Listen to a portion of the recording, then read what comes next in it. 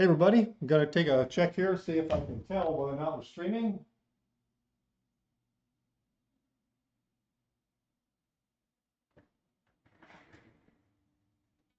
I don't know, I think we might be. Okay, well here we are. It is Friday the 11th. Don't forget, don't lose your butt on a Friday. Always good to remember. We had some data today and a couple of actual data drops, and the market did move. It moved a lot. Now I was on watching ICT live this morning. He wasn't feeling real great, but he was showing he had an upward bias and went through some of these things that kind of ended up panning out.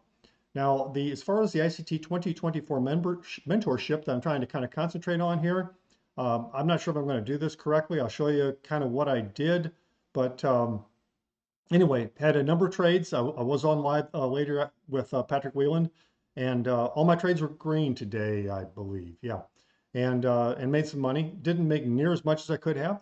Very conservative still, and quite transparently, I wasn't quite feeling tops there for a while either. So made some money, and I'm like, you know what? Let's just put it aside. Adam Mancini just hit out of the ballpark with ES. I mean, you got the runners and everything, but again, that's a different strategy as well. But you can see what I've got on here. Midnight open way up here, still relevant. Not much of a new day opening gap or end dog right in there with buy side, London buy side. Had RTH close yesterday, not much below that. Had a nice big gap. ICT likes that for the mentorship program. Session open in here, sell side down here, RTH open way down here. So it opened up and kind of bounced down, but here we've got those pivot points. This is Patrick Wieland now. And look what it did with that pivot point. Hopefully you can see that behind my mug there. Maybe do that. And you can see, look how it reacted off that pivot point. I mean, what do you do? So, but we've got the fib on the gap. And I did, here's that first fair value gap on the 1 minute chart, not on the 15-second. Don't have that here with Thinkorswim.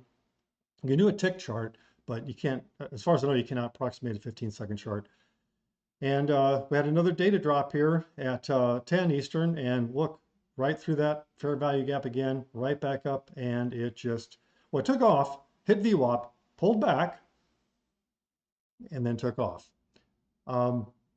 Unless you've got really bad entries and bad stops, you know, anything can happen. But or you got to conquer FOMO, guys, and that's one of the things that Adam Mancini is good on. Is that planning your entries. That's not as much really with the ICT mentorship here as much as the plan kind of comes together, I guess maybe. But if you see what's going on here, we had very little drawdown. We had a pivot point that showed that it was providing some kind of resistance. It was just the ICT wise, we're just taking out some short-term liquidity, and then we go. And we certainly saw this fair value gap, at least I believe, become relevant here on that data drop. So we did get in. Actually, I think I missed the pop up to the VWAP there, but then took the second trip up. And again, I kind of cashed in at 50%. I did not hold for the 100. Patrick Wieland did go up there. We had a pivot point up there and made some good money. So again, it's all about being green. It's all about staying alive to trade another day. You know, my own personal thinking is it's very difficult, but you have to let go of the coulda, shoulda, wouldas. You know, if you made a good trade, if you followed the principles that you believe in, and it worked out, man, what more do you want? You know, and if you can get to a point where you pay your bills, wow, that's just amazing. But most people don't, and that's why I'm not giving any kind of investment advice here, because most people don't for a variety of reasons. But you can see here we're kind of flirting around with those the highs of the day again, but you can draw all kinds of trend lines. You do all kinds of things. We are in the lunch hour now. It's right at just at well, happen. I'm going to be busy later in the afternoon, so I'm not going to play the power hour. And again, you know, I really don't want to go from green to red or risk going from green to red. And early on, I just can't tell you how many times. And I'm not the one that's done this from all the live streams I've been on. Where you make money in the morning, then you keep going and you lose it. You give it all back and more. And I'm sick of doing that. I'd rather just be green every day and slowly bank that account. So that's what happened today for us. I think the mentorship was not quite as clean as I'd like to have seen it. Maybe just because I don't understand it as well. ICT probably said, "Oh, it's just amazing and everything." And again, of course, Adam Mancini, amazing. Patrick Wieland, oh, it's amazing.